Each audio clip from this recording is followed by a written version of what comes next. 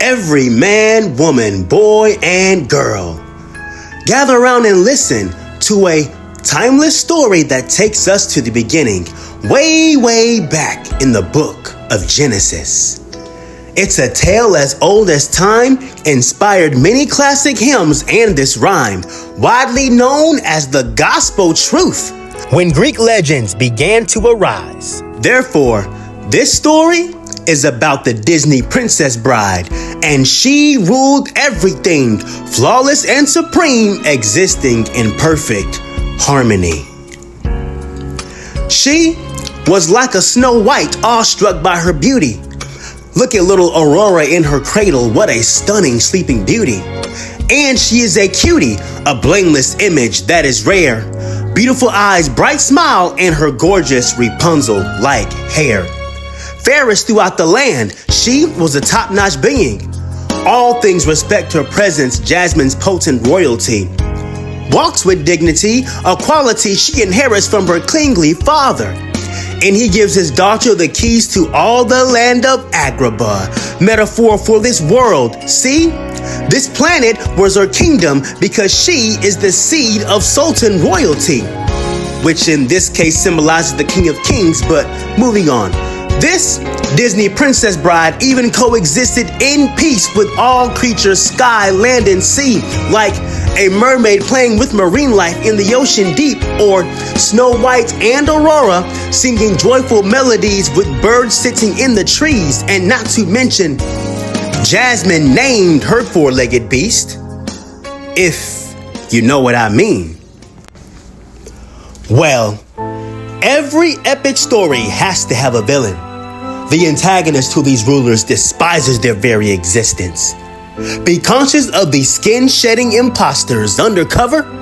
They are slithering felons like Agrabah's hissing serpent.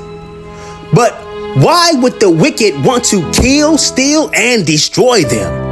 It's because they abhor their almighty regal father, like Jafar's feelings toward the Sultan, who wishes to usurp the royal throne, and ambition contaminated by his pride and arrogance. And as malicious as they are malevolent, that's why they call themselves Maleficent, whose desire is for sleeping beauty to fall into a deep slumber, but for it to be permanent. And the evil one says, "Magic mirror on the wall, who's the fairest of them all?" What? It's those created in the image of God. Filled with ill will and jealousy, like the evil queen. Summarizing, this villain is a portrayal of Satan's scorn toward the Disney princess bride, who in this time is known as Adam and Eve. Now, I'm going to take you through the next chapter, when Adam and Eve were deceived by Lucifer. Sin will enter the Disney princess bride's nature, her beauty will be gone, and she will be lost, hopefully to be found by someone. There's a persuasive hissing serpent present, like Jafar's hypnotizing staff and sorcery, and it slithers through the garden for Adam and Eve, similar to the disguised old witch plotting to hand Snow White a tasty yet poisonous apple to eat. The princess' eyes became lustful. She was compelled by the forbidden fruit she had bit. Suddenly, sin and bondage entered her DNA into the ground. She fell. Aurora is now gone. Sleeping Beauty's nap is permanent. Her poor unfortunate soul is lost and swimming in torment. Enslaved by Ursula, Ariel is imprisoned by this fiend, and Meg's soul is in the grasp of the god of the underworld, Hades.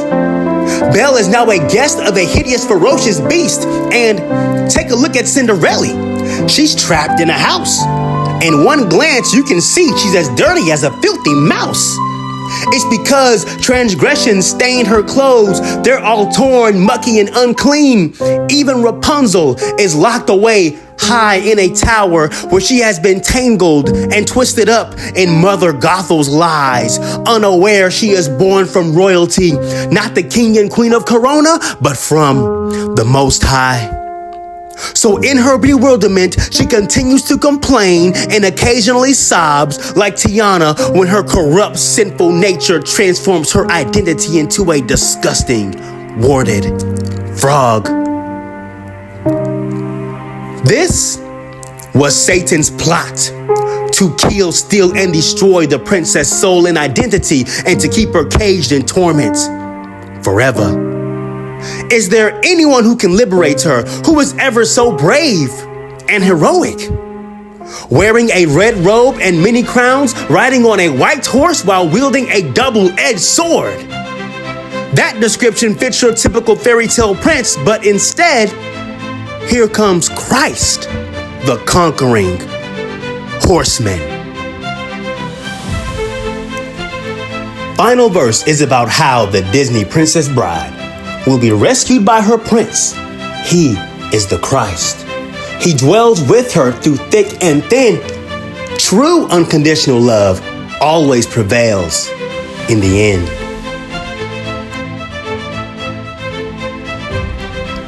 Christ is back. No, not Prince Philip, but he's coming for his sleeping beauty who needs to sit up. Overpower the maleficent dragon with the sword, like the word, prepare for battle, on guard. Caught her right in the core, so much gore. Triumph, because victory is now mine and yours. Then true love came like a compassionate kiss to revive his sleeping beauty. Death no more she is. Snow White is alive again. Her name signifies so. He washed her clean and now she's white as snow. The curse has been lifted, freed from this beastly hell. Let freedom ring, that's why her name is Belle. Her old warted sinful nature was miraculously transformed into a new, beautiful, stunning Queen Tiana when she finally found and married Christ, her Prince Naveen. Rapunzel has escaped from the tower. That's when her identity became untangled. She says, and at last I see the light through Christ, and it's like the fog has lifted from my eyes. It's through Jesus I have a royal birthright. No longer will my true identity be locked away like a prisoner. She took the shackles off her feet and threw on a pair of royal glass slippers. Heaven will be like a magical ball, dancing freedom, Cinderella, except it won't end at midnight. This party with Prince Charming will last forever. And the prince did it just for her, so like an Ariel she soars high to the heavens to be part of that world. To chill with Prince Eric, goodbye to life under the wretched sea.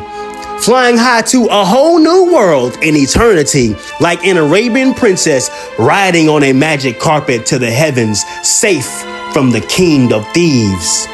Or in this case, the ones who try to steal her soul. And happy ending. This is the story of humanity, aka the church bride, and how she was rescued by her hero, the almighty Christ.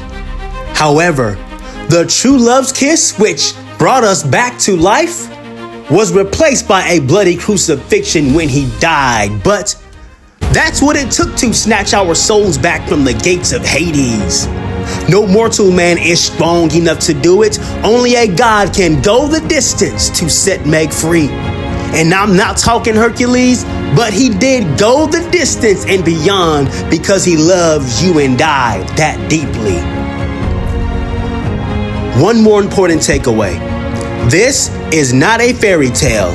This book is alive, and that is the complete story of the gospel truth of the Disney Princess Bride.